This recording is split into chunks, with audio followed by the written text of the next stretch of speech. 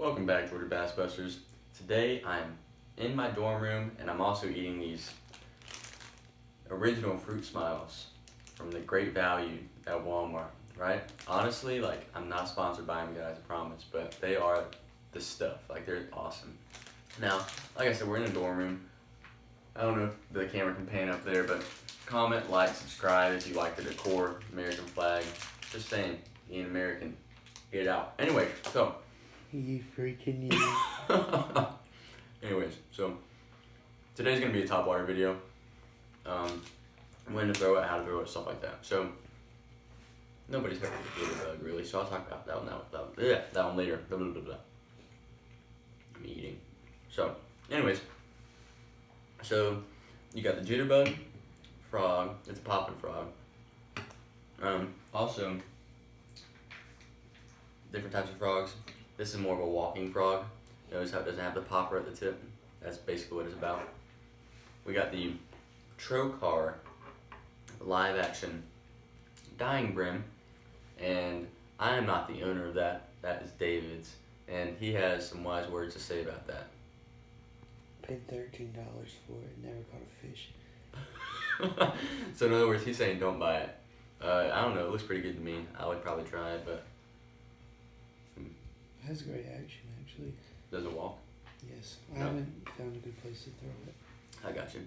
And also we got two different types of buzz baits. Now, so Topwater is really good in early morning, late evening when the water's really warm. Probably around I bet you it's really good starting around the 60-degree mark. I've caught them when the water temperature is a little bit less than that, but it peaks around when they're spawning and a little bit past that when it's warmer. Anyways, so I'm gonna throw these around then. Now, if we have a new moon and there's no moon out, I'm gonna throw a white or I guess a chartreuse, because so you gotta think of it from a fish's perspective. If they're looking up, okay, you got the moon up there, and so if you have this, it really highlights. From their perspective, this is really highlighted going across the moonlight.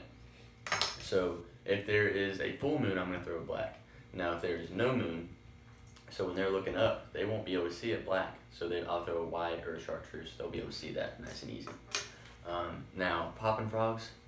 Now, all of these three options here are frogs and live action brim, anything like that. If the hooks are on top, they're gonna be really good for weedless stuff like fishing pads, fishing grass, stuff like that. That way you don't get caught up in it. I'm also going to fish with braid when I fish topwater if I have the option.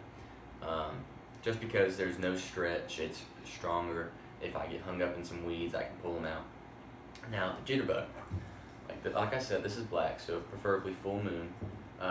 Notice how it has this little metal, kind of like a spoon shape kind of deal. So when you cast this out, you're going to want to reel it in kind of slow, and it's going to give it a walking action, right? And all you have to do is reel it in. You don't have to jerk it, pop it like a spook or anything. I don't have a spook, or so I talk about that. With the spook, I like spooks. Anyways, so you're going to reel this in. It's going to give it the walking action, kind of like that, Frog, you're going to try to mimic a frog with it, obviously. That's why it's in the shape of a frog. You're going to give it a pop across the top of the water. You might let it sit. Some people like to give a constant pop, stuff like that.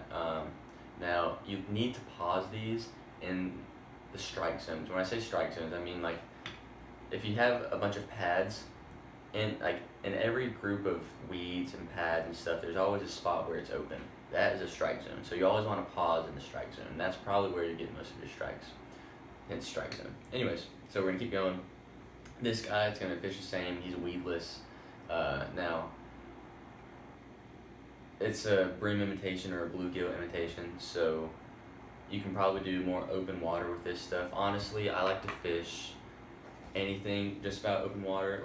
I tend to keep frog closer to the bank, but this is fine in open water. Buzzbaits are fine in open water. Frogs are too, they'll catch fish. But so yeah, going on with it. Now, buzzbaits, I like to look for good action, see how that spins. Now, I don't know if you can zoom in on it or not, but this little metal piece clanks with the spinner, so it makes for extra noise. Now, I never knew what these imitated, because every single lure imitates something, right? But David, he actually found out that buzzbaits are supposed to imitate butterflies. Who knew, right? So I'm gonna give it a slow retrieve, as slow as I can. Now I always, if I have the availability, I always put a trailer hook on it. You get a bunch of blow ups, but with the trailer hook you'll catch way more, the better hookup ratio. So slow retrieve with that, it's kind of like spinner baits, the slow retrieve with those. I like to reel it in for a little bit and pause it here and there. Preferably with the frogs, I do the same thing. I don't like to do the jerk, you know. I like to give it a pop, pop, pop, sit kind of deal, and then pop, pop, something like that. It's all about the cadence for me and what I'm feeling that day. But David busted his bass with this, and he didn't catch anything, so I don't know if you want to use it or not. Play on words there. Anyways, so if you liked this video, if you like that flag, give it us a like. Go follow our Instagram, guys. You'll enjoy it. Instagram link will be below in the description. Like, subscribe, share. You guys do you. Thank you for watching the video. Until then, always get that one more cast.